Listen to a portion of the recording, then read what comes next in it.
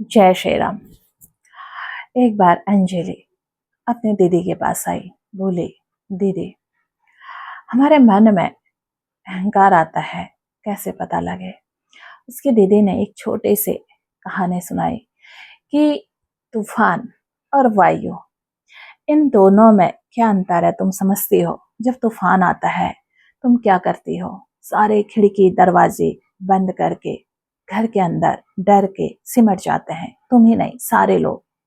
और वो तूफान इतने अहंकार में होता है, उसे लगता है शायद मैं सबको डरा कर भय पैदा करूंगा, सब लोग मुझसे डर कर अंदर सिमट जाएंगे।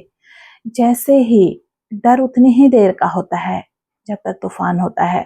तूफान खत्म होता है तो एक मंद वायु आती है, और जैसे ही वो वायु बहती है सारे लोग अपने खिड़की दरवाजे खोलकर उसका स्वागत करते हैं और फूल खिलने लगते हैं, प्रकृति नाचने लगती है, लोग प्रेम में होते हैं, चारों तरफ प्रेम ही प्रेम होता है।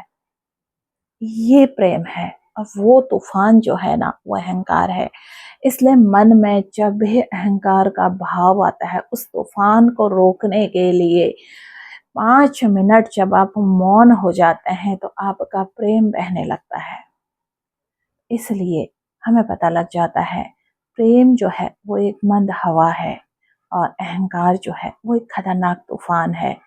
अपने मन में कभी भी उस तूफान को मत आने दो। कभी भी आपको कभी इस बात का अहंकार हो जाता है ना कि मेरे अंदर बहुत शक्तियां हैं, उस वक्त मौन होके उन सारी शक्तियों को अपने इष्ट को समर्पित कर दीजिए।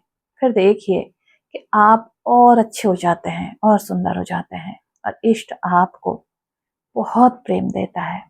अंजलि को ये बात समझ में आ गई, और उस दिन के बाद से उसने अपनी दीदी से एक प्रॉमिस किया, दीदी आज के बाद से मैं भी अपने कभी किसी चीज़ों का बखान नहीं करूँगी, सब अपने इष्ट को सौंप दूंगी।